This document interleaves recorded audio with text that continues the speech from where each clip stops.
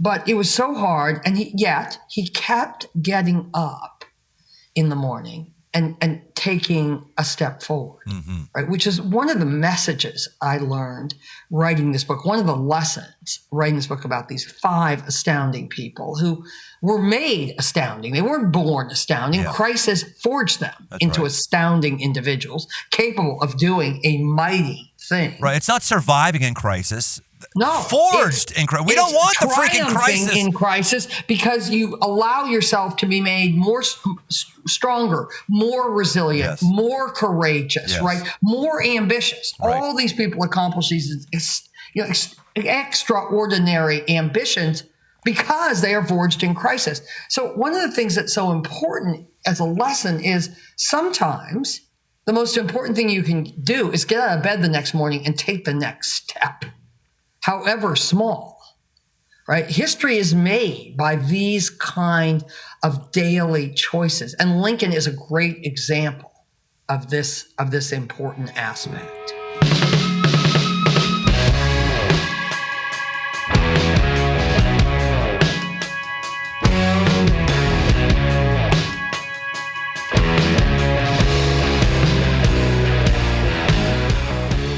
Welcome to The Aggressive Life.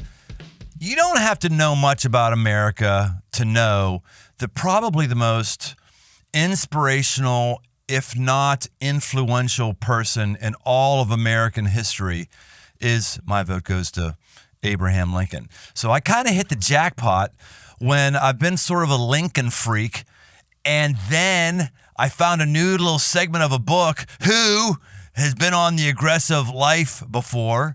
Nancy Koehn was on our podcast quite some time ago with her book, Forged in Crisis. And as you may know about me, I rarely read the books before I'm with the person I'm hanging out with and interviewing. If I like them and I think they got some good stuff, then I'll read the book. And man, she held me pretty spellbound on another person I found fascinating, Ernest Shackleton. So okay, let's dig in the book. Oh my goodness. Amazing book from this Harvard educator. It's just fantastic. I said, Nancy, please come back on. Let's just talk about Abraham Lincoln. We might do the other 3 as well. It's pretty great. So that's what we're going to do today. We're going to talk about the aggressive life of Abraham Lincoln. Welcome to the aggressive life, Nancy Koehn. It's a pleasure to be here. That was really good, Nancy. I've enjoyed every page of your book. I thought it was just great. Is the book gaining momentum, or is it written long enough ago now that it's kind of leveled out, or what's it like? So the book was briefly a bestseller in 2018 when it came out in paperback. And sales are steady, especially if I'm doing a lot of media.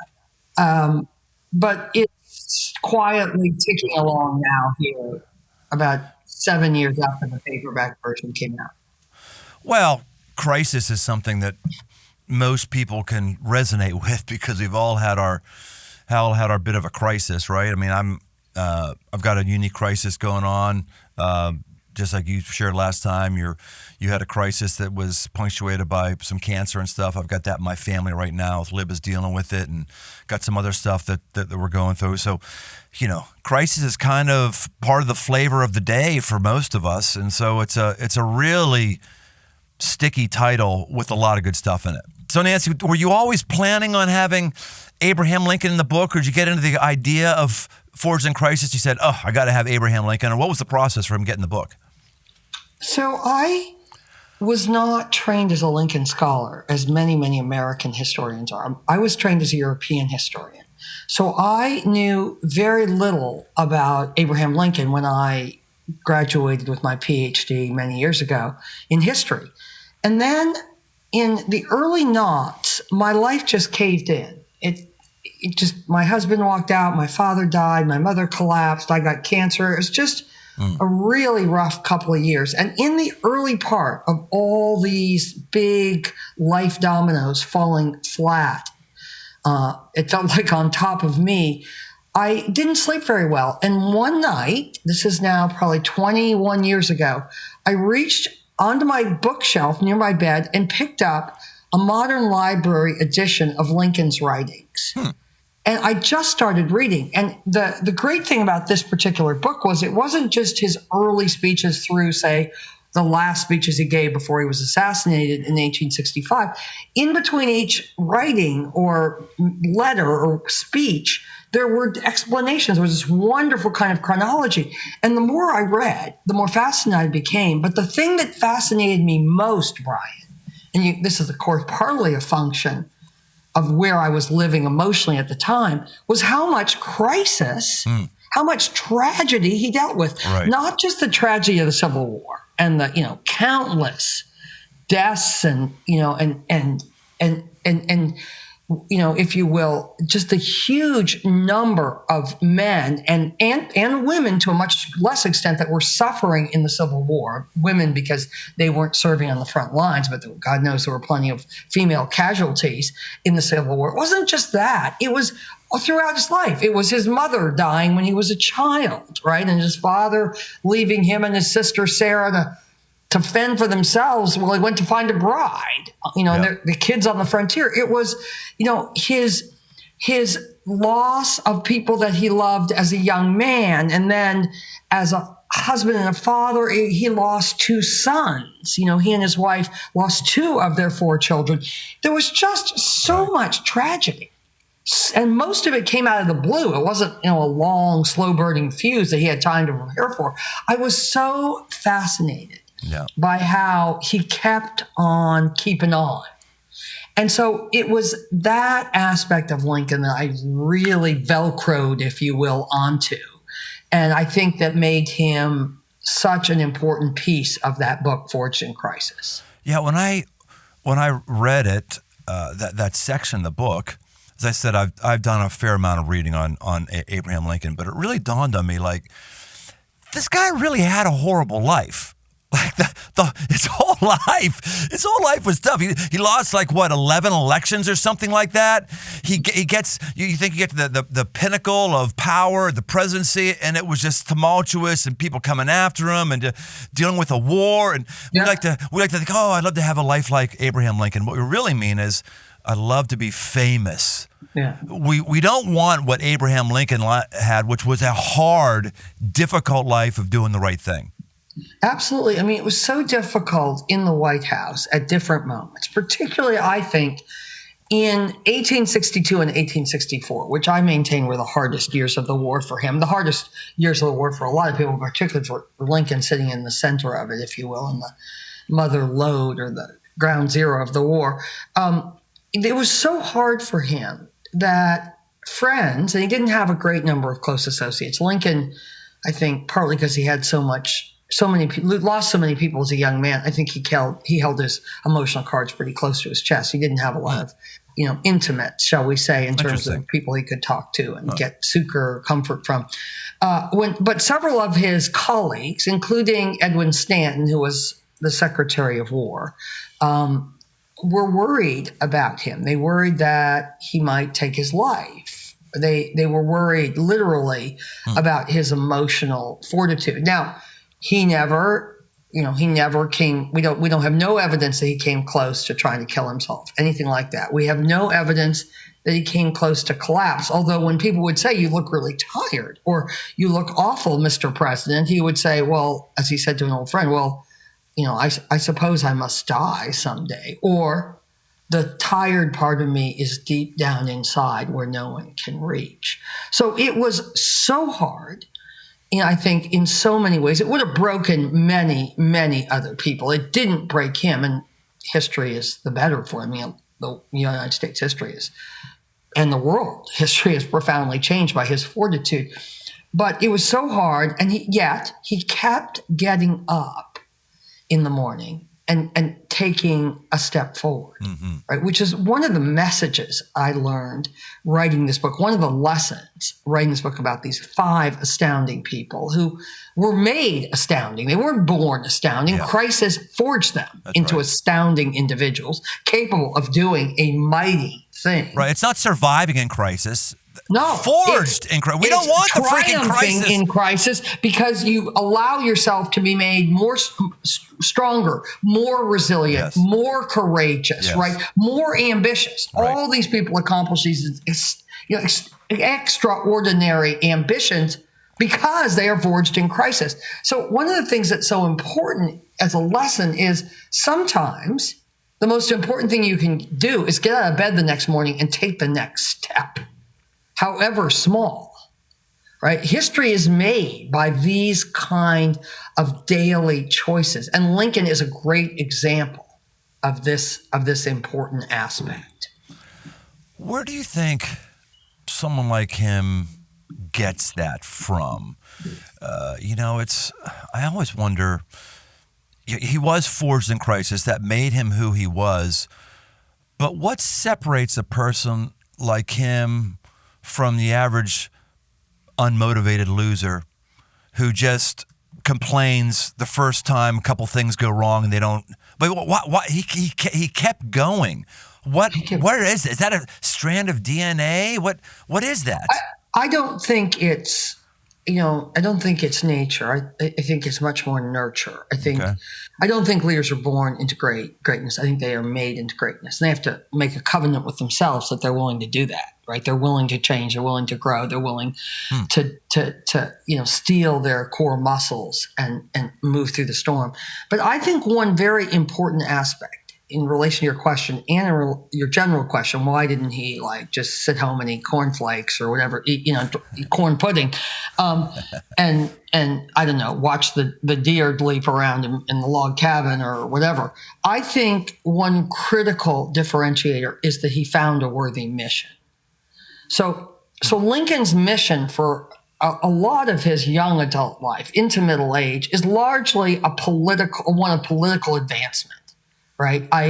When he's nominated for president on the new Republican Party platform or ticket, he says to a friend, "I frankly confess the taste in brackets for the presidency is in my mouth."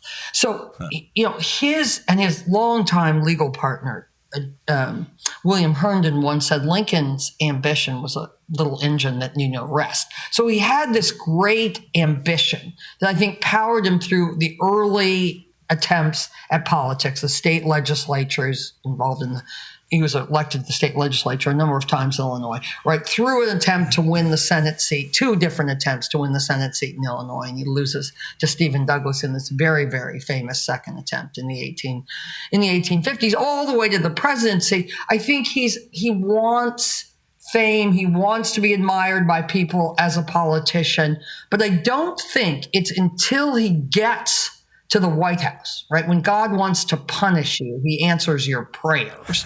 It's not till he gets to the White House that suddenly, right, the magnitude of what he's inherited and the stakes of what he's responsible for, not just today, but as he said in a speech in 1862, the struggle is not altogether of today, but for a vast future as well. He takes this in. It's a credit to him that he was willing to take in the gravitas and the solemnity of what was at stake. And I think that really powers him, Brian. Yeah. Right? It's like in his moments of wanting to falter, do not flag, do not fail, do not falter. I think there's a real part of him that says, but if I flag or fail, what happens to the mission? First, to save the Union, right? Just keep it together. That's the mission in 1861 at Fort Sumter. That the mission, back to being forged in crisis, expands and deepens in integrity and importance enormously, right? By the end of 1862, when he's issued the Emancipation Proclamation, or he's announced it, he's going to make it law on January 1st, 1863, which is we're going to be a nation without slavery. We're going to end the pestilence of slavery.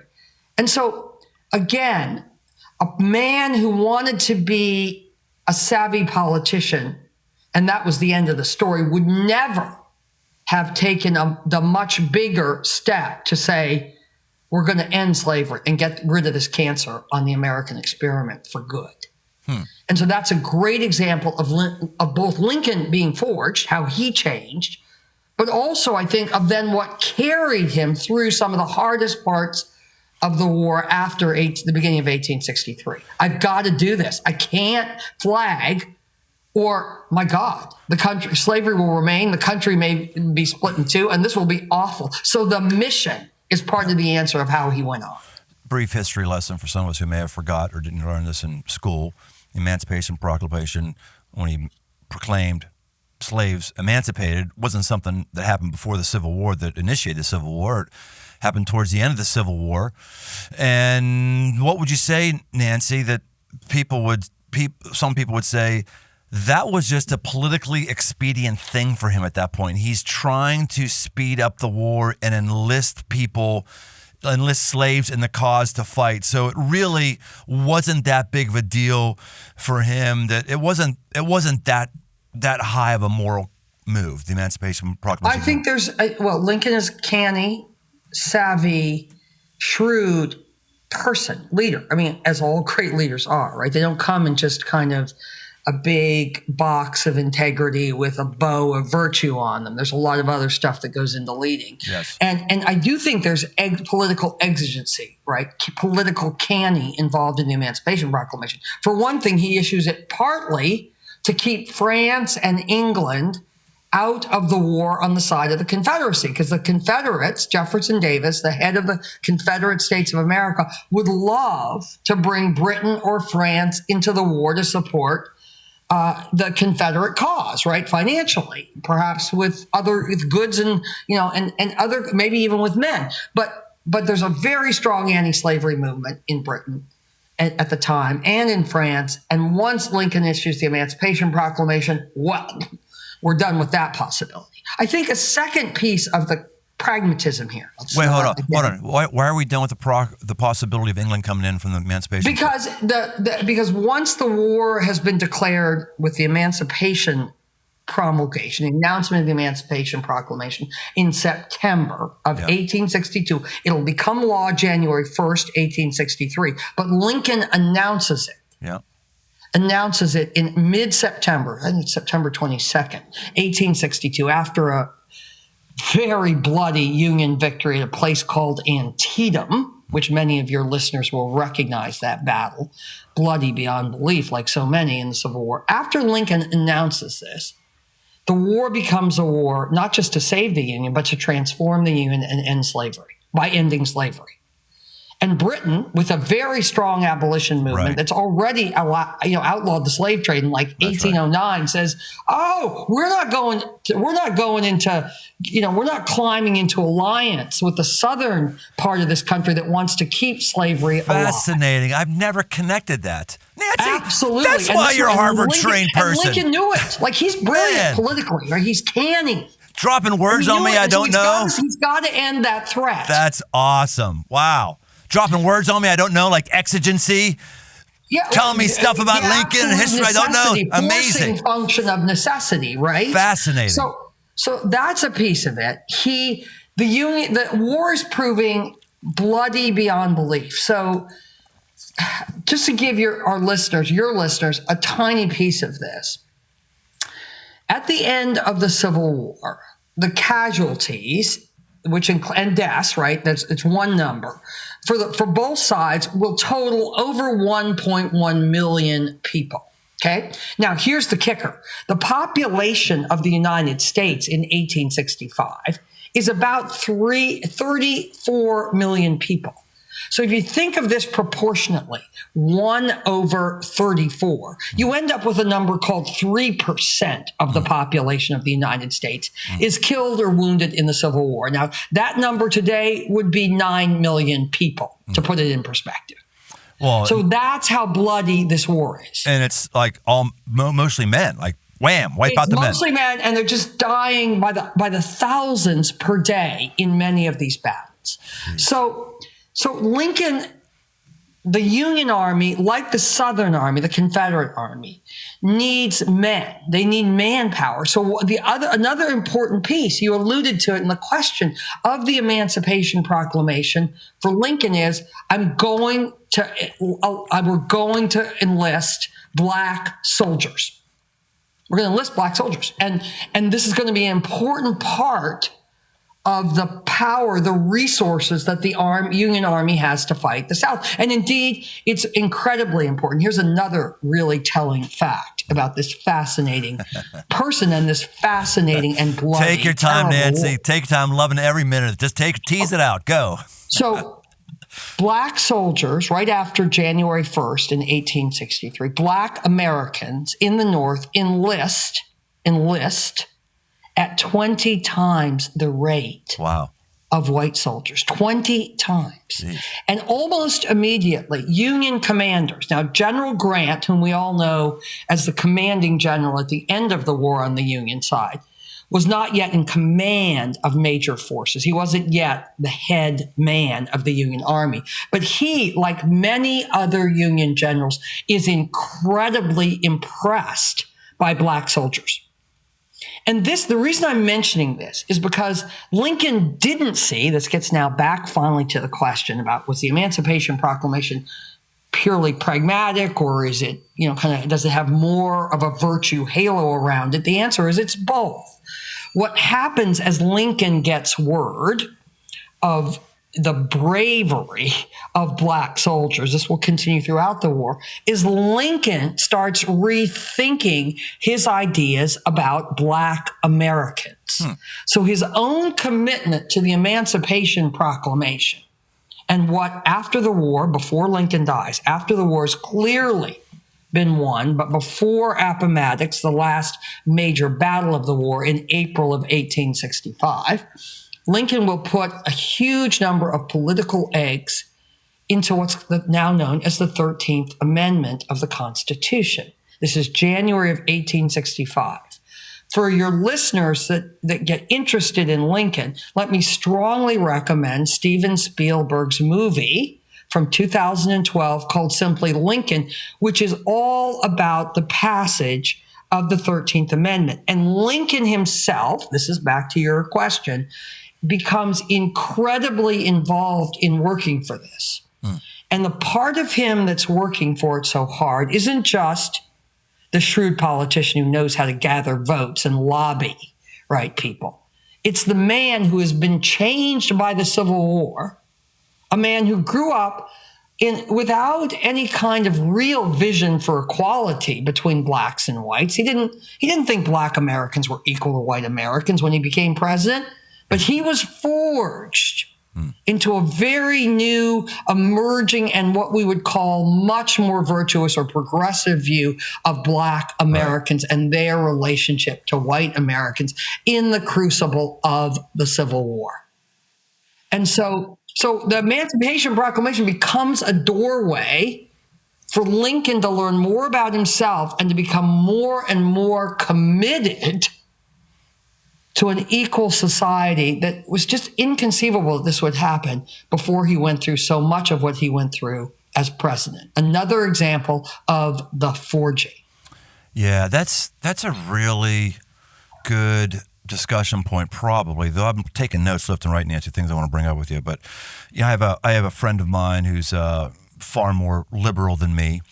I'll just call it Chris Seelbach. Good guy. And he said he used to be a Cincinnati city council member, and he said, what we call people who grow and develop their beliefs? We call them flip-floppers, because we expect our politicians to believe what they believed initially forever and ever.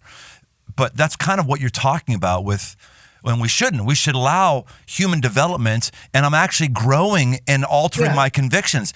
You're saying that took place with Abraham Lincoln. It's the opposite of flip-flop. Yeah, right. That's God bless your friend, but he's wrong.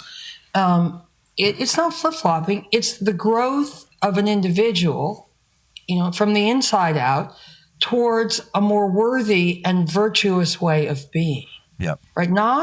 It has nothing to do with Republican or Democrat or Independent. It has to do with what is worthy and good. That transcends all this. Yeah. Right. And you don't need to connect it to religion for it to be transcendent, although we certainly can, because all religions come down on the side of this kind of virtue that we're talking about, this kind of goodness. So I mean, the humans, this is a sidebar, and I will be brief, uncharacteristically brief. every person has a chance to grow into their stronger, better, more luminous side and to embrace goodness in that kind of way, in a new, more resilient, more effective way. We get that chance many times during our life. Some people just keep shutting the door on it. They're the people whose spirit will get much smaller and smaller and smaller after they hit 45. And then other people who see the door and walk through it, they get lighter and stronger, and their spirit soars after 45 or 50. Mm-hmm. Lincoln is in that latter category, not because he's trying to get more luminous, but because he realizes what he's been entrusted with and rises through great pain and great difficulty and lots of really ugly days, so to speak, with himself and with the world into that place. Yeah. When you mentioned Grant, it took me down a rabbit hole in my own brain for a little bit, and I realized there's a seminal moment in my life that is around this subject matter. As I was digging into Lincoln years ago and led me to digging into Grant, which led me into understanding the vast differences between the first commander, McClellan, and Grant. There was a thing for me where I said, for our listeners who may not know, McClellan had all the beauty, all the physical outward appearance, all the pedigree, all the political connections, all the everything, Yep. this dashing classic hero, and they put him in the battlefield, but he just won't fight. He won't push. He won't press, which was the opposite of Grant. I'm not going to get into Grant that much, but it was well, actually, will. So that's that thing related to Grant, who had none of that. I drive by his house all the time where he was born, down here in Shiloh, Ohio. I'm going to stop in that museum someday where he was born. You should. I should. I'm a loser. He's one of my heroes. I don't freaking stop in the museum. He's a really interesting individual. He is. And it was like God said to me, hey, do you want to be like McClellan, who just looks good and has pedigree? Or do you want to be somebody who pushes the fight? Do you want to be somebody who is actually aggressive? That's actually, for me, for our listeners, if you're part of the aggressive life, this is the origin story of the aggressive life. This came to me, about two decades ago or so. And you just helped me dust it off, Nancy. Thank you. Yeah, pleasure. I mean, you bring up is really important, and it speaks to, again, Lincoln's growth as president, but also his weakness early on as president. So, as many of your listeners, but perhaps not all, will know, Lincoln went through a whole parade, a revolving door of generals. McClellan being who served in a very commanding position, not once but twice, and was lousy in both instances. Right? He couldn't find a general that would prosecute the war as vigorously as Lincoln came to realize pretty early on it would have to be prosecuted. Yeah. So one thing to remember is that when the war broke out in April of 1861, everyone on both sides was predicting it would be short and sweet and over by the 4th of July and then over by Christmas. No one anticipated the bloody duration of this war, the difficulty of this war for either side. And so Lincoln goes through a whole bunch of generals. McClellan is a great example. And again, McClellan has all the outward appearances of a winner. And he's very, very condescending toward Lincoln. Yep. And it's almost like Lincoln, if you know the history and you're reading it, you just keep saying, you want to say out loud, come on, Mr. President, get rid of this loser. Right. As a general, he's a loser. And Lincoln can't do it. He just doesn't have the personal, I think, courage. He doesn't have what it takes in 1861 and well into 1862 to get rid of this lousy general. A lot depends on who's leading the Union armies, right? The future of the war and the country depend on this. And so it takes him a couple of years to begin to look for and recognize the kind of generals. It's not just Grant. Grant's the most important, but there's Grant's old colleague and friend, William Tecumseh Sherman, that will play a major role in the last 2.5 years of the war. And ultimately, there'll be a third really important general named Philip Sheridan. And these three men will just take care of business in the second half. Really, the second half of 1864, particularly actually all of 1864, with lots and lots of close calls, because Lee is a very, very good general, Robert E. Lee on the side of the Confederates. They will take care of business, but it will be in 1864. Yeah. 3 years after the disaster of McClellan, that Lincoln will say things like, when people are anxious about Grant or saying, right, he's not doing enough, Lincoln will say, I can't spare this man. Yep. He fights. Or when Grant's detractors complain about Grant's drinking, Grant didn't drink during important campaigns, but he had a history of drinking too much. Mm-hmm. Lincoln would say, tell me what he's drinking. I want to send a case to every other commander in the Union Army. Right. So it will take almost 3 years for Lincoln to get to that point of conviction, that about what he needed and who he needed to command the army. And because of that, because it took so long, it's arguable. I'm not really one for hypotheticals at all. I like to just study what happened. But it's arguable that if Lincoln had seen earlier what he needed and what was available in terms of the Union military, the war could have been ended earlier. So there's that classic, well, for me it's classic. Some of our listeners may not have heard. I'll just retell a story. I want you to tell me, do I put this story in the category of this is the great character of Abraham Lincoln, or is this in the category of he's a nascent leader at this point and he's not, the way he would be? The story is the one where he goes to confront McClellan face to face, goes down to his quarters. This is a great story, folks. Yeah, he goes in, and of course McClellan's highfalutin. He's got all of his pomp and circumstance. He's got a personal servant who's with him, and he goes in the front door, and he's waiting in the parlor. And he's going to visit, just for your listeners, he's going to visit McClellan to try and urge him to actually use the army. He once said, if General McClellan doesn't want to move the army into battle, can I borrow it for a while and try and get the men to fight? So he goes to visit McClellan in McClellan's home in Washington, D.C. McClellan is not there. And Lincoln is ushered into the parlor to wait. I think he's also with one of his close personal secretaries. He had two men that had come with him from Illinois, John Nicolay and John Hay. Yes, that's how we know the story. And one of them, this is how we know the story, is with him. And they wait and they wait and they wait. And eventually, an hour and a half in, president waiting, McClellan saunters in, has a word with his servant, who's kind of his butler or whatever, and then marches right up the stairs to bed. And the butler or the steward or the ward comes in and says, McClellan can't see you tonight. He's gone to bed. Unbelievable. And John Nicolay or John Hay, whichever of his two aides-de-camp is with him, is really, really kind of aggravated by this and kind of working up into a froth walking back to the White House, or the Executive Mansion as it was known in 1861. And Lincoln says something like, best not to be too bothered by these kind of things right now. We have more important things to worry about. Right. So even there, I'm sure he was insulted, but he had this really good ability to kind of prioritize and brush off small stuff. Don't sweat the small stuff. You think that's a small thing? That's a pretty big thing. And not sweating the small stuff. But that's a big thing. You've got the person who's supposed to be pushing the fight, who you've entrusted all your hopes in, and they're blowing you off. That's a pretty big thing. So I'll ask you again, or maybe there's another category.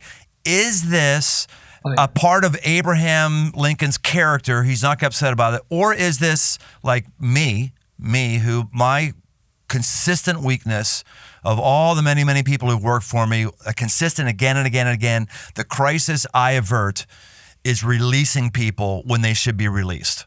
It's just a hard thing. It's a crisis, right? Like if someone does something horrible morally, they screw up sexually or whatever. Okay, that's easy. But when someone's just nice, but they're not really delivering, that's the hardest thing to do. It is, but I think this is not Lincoln as a nation leader. I think this is just Lincoln as the human being. All right. So that's an important piece of my book, particularly with respect to Lincoln, but also with respect to Shackleton, and maybe with respect to Really, those two are the best examples. Where I'm trying to rip the individual, the human being, out of the marble or outside the, Right. the halo. I want to take him out and take a look at him. He's a person. He's a person who grew and who made a Right. lot of mistakes along the way, like all of us. Right? He's full of gray matter. But I think this is Lincoln, the human being. Right? Doesn't know who else he has as a general to call on if he fires McClellan. So he's not going to have a war with McClellan over the small stuff. I'm sure he's insulted. I'm sure there were many, many days and late evenings, because Lincoln didn't sleep very much during the war. Right. He didn't eat much. He lost 30 pounds. He weighed 155. He was 6'4" when he died. So think about how thin that was. Wow. He didn't eat. He used to push his food around and say, I just don't have any interest in my victuals. Right? He didn't eat much and he didn't sleep much. So he did a lot of thinking and pacing. He paced. So in the 1860s, the White House didn't have a West Wing. That was something that came about after Teddy Roosevelt's presidency in the early 20th century. So the family quarters were right next door to the office where Lincoln did all his work, wrote his speeches, held his cabinet meetings, etc. And he would just pace the hallways, get out of bed and pace. And I am sure, Brian, that during some of that pacing, he would shake his head and say, damn, I should have fired some of these losers, particularly George McClellan, a lot earlier. He knew. Yeah. He was too good an accountant of his own mistakes and his own weaknesses not to have done the accounting on this one. That's why I say human being makes mistakes. Human being resolves not to make the same mistake again, like lots of people who grow. But he knew it. And I think it was much more an aspect of his fallibility as an individual than it tells us anything about, any kind of latent or ready to emerge, kind of out of the eggshell leadership aspect of him. Well, into our development conversation earlier, I'm sure he would have handled that same thing different 2 years later. This was very early. Absolutely. Man. Man Camp 2025 is just around the corner, October 17th and 19th in Southwest Ohio. Thousands of men from all over the literal world are going to be descending on our property, connecting with each other, having fun, laughing, connecting with God, stretching ourselves, pushing ourselves, playing, all sorts of things. It's really going to be phenomenal. And this year, man, we have some new things we're doing this year that I want to make sure that you're in on. First off, Bear Grylls, world-renowned survivalist, camper. Bear Grylls is going to be with us. He's going to be great. Dante Bowe, Grammy Award-winning artist. Dante is going to be there with us, helping us out with worship. It is going to be an amazing 3-day experience. Get off the grid. Push yourself. Try something new. Form some bonds. Form some relationships. Have some hangout time. Have some laughter. We get all that and a lot more at Man Camp. I've got a 15% discount off code for you if you enter podcast15 at checkout, podcast15. You can claim your spot right now and do it quickly at mancamp.us, and then invite someone to come with you, and I'll be looking forward to you there. How about let's talk to the aspect of the friends. This is an interesting one because in that book, what's her face, Goodwin brought up Team of Rivals. This comes out, but she's talking about his cabinet as a team, not so much as friendships. I hadn't really considered the friendship angle with him before, but as I watched the HBO, did you see the HBO special on the assassination of Lincoln and the chasing after of Mudd and all that stuff? Did you happen to see that a couple years ago? I don't know if I saw it, but I know a lot about the assassination of Lincoln, so I know the outlines of this story really well. Well, what they said in the movie, which I had not read about, that's why I was curious if your opinion on this. They really showed in this, I don't know if it's artistic license or it was history, they really showed a deep respect, if not a deep friendship, a hyper deep respect between Stanton and Lincoln. Yeah. And Seward and Lincoln, William Seward, his Secretary of State, right? Yes. So Lincoln. So let's talk about Lincoln's cabinet for a second. So, and just put aside Doris Kearns Goodwin's book, which is really a group biography of Doris the people. Goodwin Kearns Goodwin. Doris Kearns Goodwin. Okay, got it. That's really a group biography of Lincoln and the men around him. And, Yes. that's a very worthy endeavor. Take a look at the cabinet. So when Lincoln becomes president, he emerges at the Republican convention in May of 1864. He doesn't go in as the front runner, but he emerges with the nomination. A couple of the people that he beats or kind of ends up with the nomination who were also seeking the nomination were William Seward and not Edwin Stanton. He doesn't actually appoint. Simon Cameron is the person he appoints initially as Secretary of War, and Cameron turns out to be corrupt and kind of slimy, and he gets rid of Cameron pretty early on and appoints Edwin Stanton. And by the way, Stanton knew Lincoln. They had been not very well. They had been, I believe, opposing lawyers in a big law case that Lincoln litigated in the 1850s. I believe it was for the company that became International Harvester. Huh. And Stanton thought Lincoln, who was not head counsel on that case, I believe they were across the aisle from each other, but it's possible they were on the same team. But Lincoln was not a leading lawyer, and Stanton was. Stanton thought Lincoln was a buffoon. He talked about him in those terms. He said he's a buffoon with long arms and suits that don't fit. So like Seward, who Lincoln beat out for the Republican nomination, or William Chase of Ohio, who Lincoln beat out for the nomination and becomes part of the cabinet. Lincoln chooses a cabinet. Now think about what this says about Lincoln. He chooses a cabinet of men he knows are either older or recent rivals of his. That's why Goodwin called the book Team of Rivals. Right? That's not the point of the book. The point of the book is how did the cabinet function and who were these guys? But he chooses people who he knows don't necessarily think very highly of him. So these are not sycophants. They're not acolytes, right? And I think he chose his cabinet. I say this in my book. I think he chose his cabinet very strategically. Who are the insiders in Washington? Because remember, Lincoln wasn't an insider.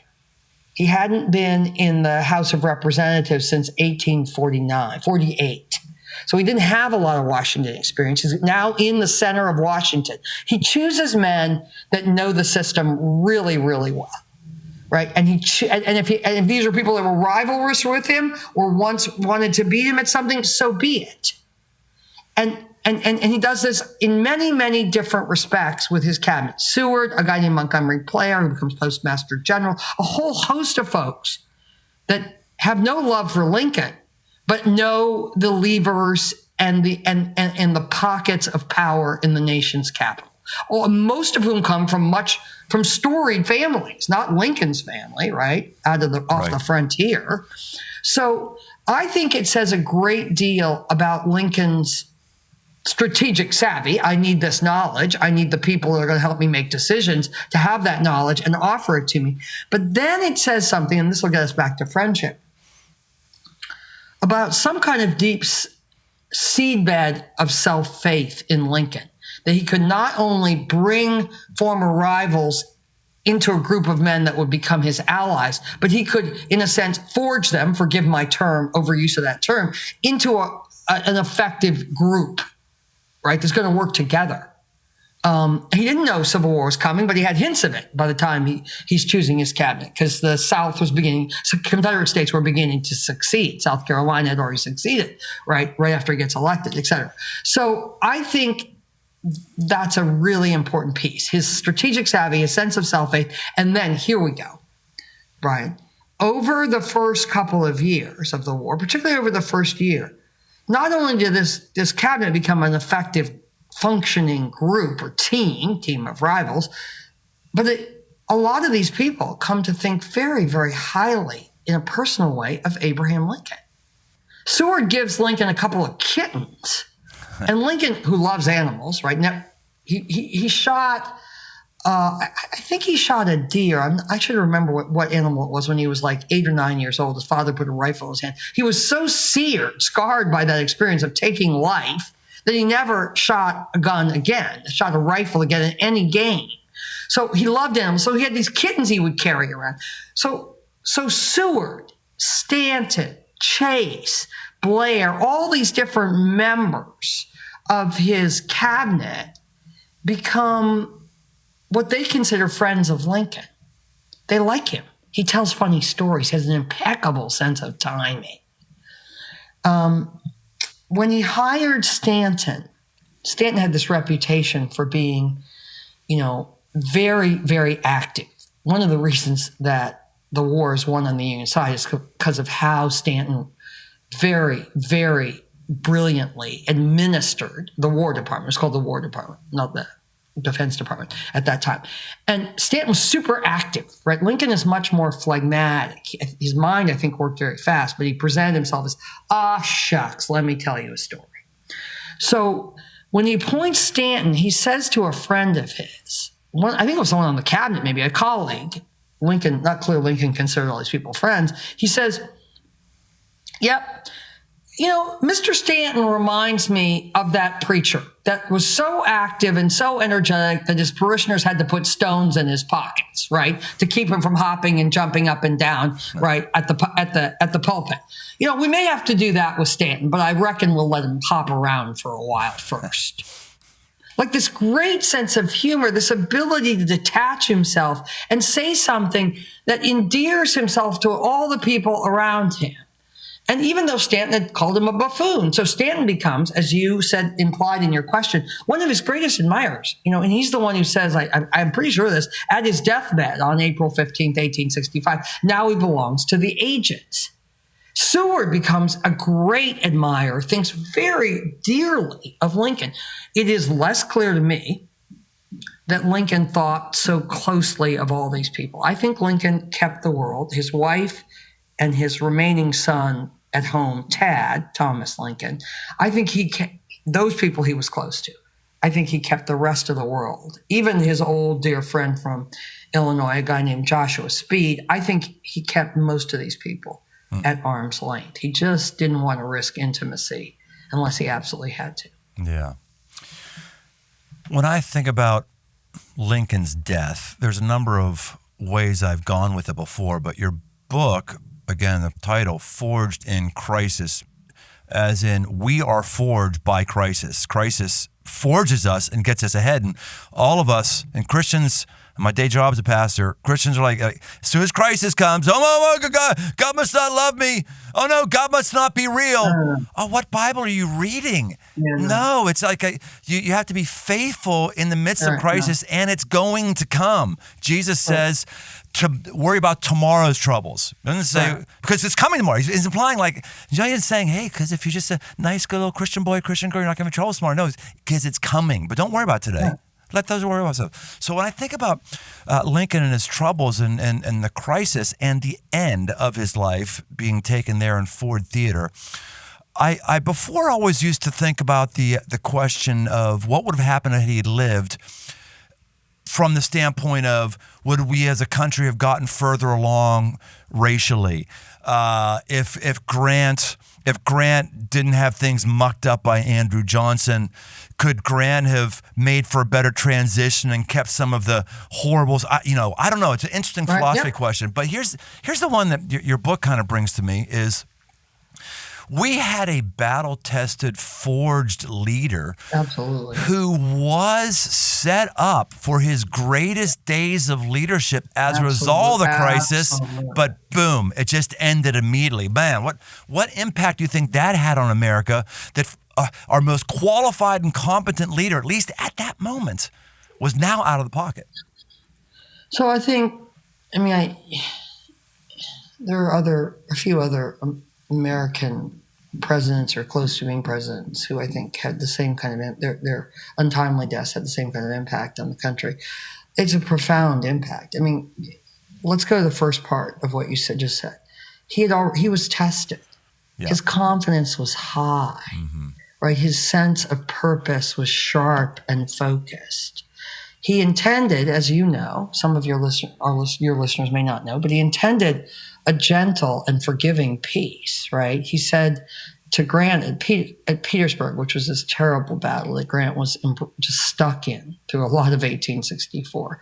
He said to Grant, when peace comes, it's got to be a generous peace. I don't care if Jefferson Davis and Alexander Stephens, the vice president of the Confederacy, slip across the country's lines into Mexico or whatever. If they need to escape, that's fine. It's got to be a general peace. We need to bring these people back in as citizens, as Americans, not angry and full of vengeance. So he has this big picture of what's going to come next. And we know, we've been talking about this in different ways this morning, we know he was growing more and more grounded in this idea that we're going to end slavery. We're going to figure out, this is a really important piece that no one ever talks about with Lincoln. We're going to figure out how to make the South, right, how to make the Southern economy and freed slaves, how to bring them into a new life, right? It's not just, the end of slavery changes all kinds of things, right? Most importantly for Black Americans. But on the eve of the Civil War, my friends, literally half of Southern wealth, that's wealth, not income, that's accumulated stock of resources, 60% of Southern wealth is in the form of owning other Americans. So that's all going to be over now.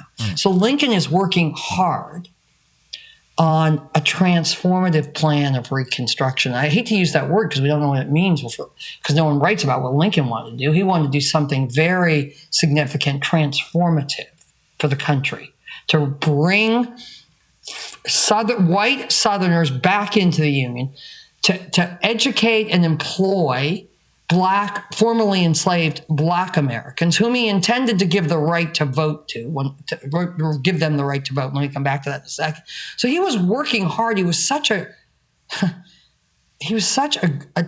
terrible thinker. I mean that in the sense of he couldn't stop thinking, and he became a very competent, tried in war strategist. He was hard at work on a very important long-range peace program for the country. And we know that he was ready to, this would be the 15th Amendment, dear listeners, he was ready to pass, to lobby for suffrage for Black male Americans, no vote for women yet. And he talked about it at a speech that he gave about a week before he was killed from the White House balcony. John Wilkes Booth was in the audience. And when he heard that, he said some incredibly angry and expletive things about Lincoln and Black Americans. And he said, that's it. I'm not going to kidnap him. I'm going to kill this man. So, and that's something else that a lot of people don't know. But so Lincoln had a big plan, and the country would have been profoundly different and for the better if Lincoln had lived. No question about it. And Grant understood what Lincoln was trying to do, some of it. Yeah. And he was trying to do some of it. And that ship, right, crashed on the rocks as well in some very real sense. And then under great pressure, this is the last point here. Under great pressure, politically, Grant pulled troops out of the South where they were keeping peace all the way through the 1860s after the war and into the early 1870s. And so with the assassination of Lincoln and the corruption of Andrew Johnson and the incredible hatred that has coursed through this country's, if you will, like a river flowed through this country's, rock formations for over now 400 years since the founding of the country, right? The country was in for a set of very, very terrible and lasting aftershocks, not just the terror of lynchings and Jim Crow, but just a digging in on the white supremacist hatred that continues into our own time. So I think it was an absolutely pivotal moment when Lincoln was assassinated for the history of the United States. And we are much the worse for that assassination. It's not the only assassination this country is much the worse for. Yeah. But this was the first president to be assassinated in office. And the Secret Service was created afterwards as a result of Lincoln's assassination. So I'm never going to be, our listeners are probably not to tell you can't be anything you want to be, but if you want to be president, you're not going to be. So for those of us who are not going to be president of the United States, for those of us who are never going to lead somebody into armed battle, we could look at President Lincoln's life as just really good history and good reading. But that's not your heart behind your message here. What are the transferable principles for those of us in normal day jobs, how we deal with crisis relative to Abraham Lincoln? Like, could you just give us a little sermonette, like, do this, do that? What's the message there? Well, I think the first thing is it's going to sound a little strange, but it's very, very simple, even though it's going to sound a little strange. Is when, the calamity strikes, because most of the crises that most of us face is not something we kind of have homing pigeons coming in to tell us about years in advance, right? So when calamity strikes, you have to decide, am I going to be made better, or worse by it? With God as my witness, right? Will I become bitter and smaller, or will I get bigger and more luminous? That's literally the first thing that I discover that all these people that's the conversation they have with themselves. See, what no one talks about in the leadership field is that becoming a courageous, effective leader starts with leading yourself. It starts with how you lead yourself. And this is the second lesson. So the first lesson is, how am I going to lead myself through a crisis? Am I going this way, or am I going this way, smaller and more brittle and more bitter? Great word. The second thing, I'm going to lead myself, and I want to lead myself right in sync with the values that matter, that really matter, and that's something that's deeper. So this is something I think Lincoln really understands. There's a lot of noise out there, and we're all playing politics in different parts of our life all the time, right? Mothers trying to get the family to sit down at the dinner table and have a conversation and get the report card signed and deal with the in-laws. There's politics in all parts of our life, and we all have to play it, and we all have to deal with it, and sometimes manage it, get through it. But that's, and Lincoln understands that. But the second piece of Lincoln, second offering from Lincoln, the second piece of scripture is, right, learn to ground yourself in the really important stuff. And sometimes you don't get to see the really important stuff until the crisis strikes. So crises aren't just greenhouses for individuals to get stronger and more luminous. They're also like they're like big camera lenses that we can focus in on what really matters to who we are. So that's the second thing. That was really something I think that Lincoln understood. Third, this is something that still strikes me as so profound, and yet again so simple. Lincoln is not a marble figure; he's a human being who learned a bunch of really important, simple things. When the emotional temperature is high in yourself or in the room, or a great example is this. Let me just say the rule, the scripture. When the emotional temperature is really high, right, do nothing. The most important something that you can do when the emotional temperature is really high in your life, in your work, in your family, in a medical situation, do nothing at that moment. So, and Lincoln learned this, right? And the best example I can give you, and it really obtains in our life because we're so reactive because of our technology, I think, is right after the Battle of Gettysburg. So the Battle of Gettysburg is fought July 1st through July 3rd, 1863 in this little town in southern Pennsylvania. At the end of Gettysburg, the Union Army, commanded by a guy named George Meade, wins over the Confederate Army, commanded by Robert E. Lee. Robert E. Lee's force, everyone's decimated. 55,000 men are killed or wounded, of 160,000 in 3 days. Robert E. Lee's army, the Army of Northern Virginia, heads south. George Meade's army rests and starts cleaning up and caring for wounded. The Army of the Potomac, which is the name of the big Union army that Meade commands, just starts to recuperate. Lincoln finds out about this about a day later, that Meade did not attack Lee's retreating army. Lincoln is absolutely apoplectic. You can feel his anger, right, in the letter he writes George Meade. He writes his letter and starts off very flowery, thank you for your victory. And then he builds up a head of steam the way we all do when we're typing an email and we're angry about something. Right. We're writing a text and we're starting to use all caps. Yeah. And he builds up and he builds up and he builds up because he starts saying, I'm so disappointed in you have prolonged the war, indefinitely. You've cost thousands of lives. And then he folds the letter up and puts it in an envelope. And across the back, he writes, Abraham Lincoln, July 5th, 1863, never signed, never sent. And it's found in his desk after he died. So this is a lesson about doing nothing when you are emotionally supercharged up and you want to react. Yeah.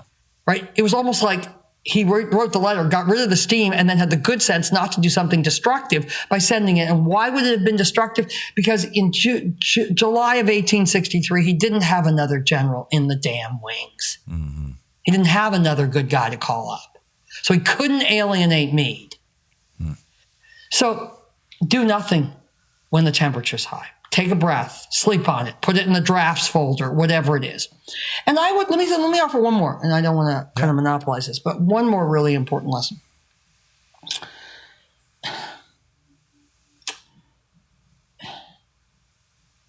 Lincoln understood better than most any president I can think of, maybe better than almost any other leader that we all know that I can think of, the importance of when you're communicating with the people that are going to follow you, you need to frame the stakes. Now, this is a lesson for all of us. What do I mean by framing the stakes? Meaning you need to say, once upon a time, we were there. Now we're here.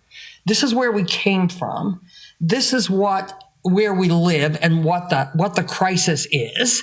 And these are the trade-offs either way of the different paths we might take. So you're laying out what the stakes of the moment are. I say this to every CEO and every major manager that I coach. You want to do a town hall? You got to frame the stakes for your people in your company, right? Here's where our enduring values are. 7 years ago, right?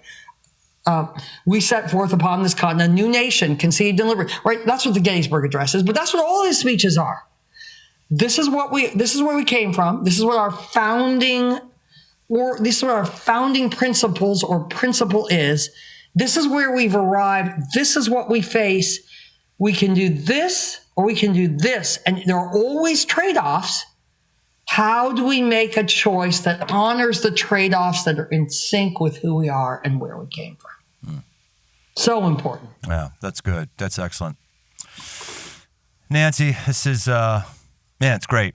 I'm going to keep having you on. As long as you're going to keep coming, I'm going to keep having you because I find you very, very stimulating, exhilarating, and helpful. One last question for you before we go. You mentioned, I didn't know this about you, that your specialty was European history. So what is the book I get that helps me make sense of Napoleon? Because any book I pick up Napoleon makes me assumes that I understand French politics and the history, and I get nowhere. Even the movie with what's his face that came out, what is a book on Napoleon that handholds someone like me to help me understand him and that culture? So it's a great question. And Frank plainly confessed, as Lincoln said, I plainly confessed, he said this right in late 1864, I had no grand plan for winning the war. I navigated point to point, which of course is what you have to do in a crisis.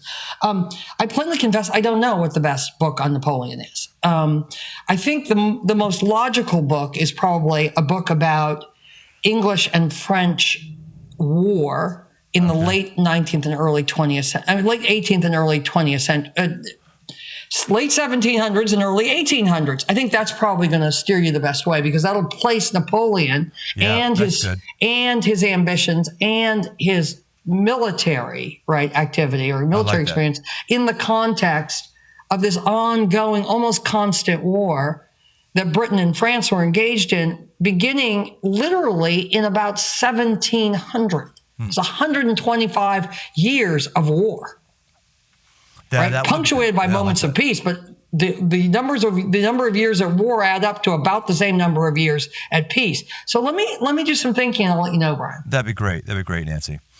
Nancy, is there anything else you want to talk about or anything you want to point our listeners to? I just would urge people to, when you find a tiny little drop of history or a little segment, a person, an incident, a failure. Failures are really great to follow. That you kind of pick that scab, you dig into it, because the way to feel the great satisfaction that comes from learning a piece of history that you're interested in, the way to do it is to kind of pull on the string when you see something that's interesting, right? And so rather than saying, oh my God, I need to learn all about Lincoln, take one little piece and just kind of follow it. It's really not hard to do now that we have, this incredible library on the internet, and just follow it, because history is really compelling. It has lots and lots of lessons for the present, right? William Faulkner once said, history, the past is not dead, it is not even past. Or Mark Twain said, history doesn't repeat itself, but sometimes it does rhyme. And so I think we all get a deep sense of satisfaction from discovering those rhymes. But the best way to do it is on your own terms, following your nose about what really interests you. Yeah, well said. Well, hey, it's called The Aggressive Life because we don't want to just learn new things and philosophize about things. We want to actually do things, aggressively push things. And man, Nancy, at very minimum, I think has given us all a fuel to do the thing of, at minimum, persevering. At minimum, hanging in there. At minimum, just like staying the course a little longer, and giving us a really good reminder that it is these crappy times. If you're not in a crappy time, awesome, fantastic.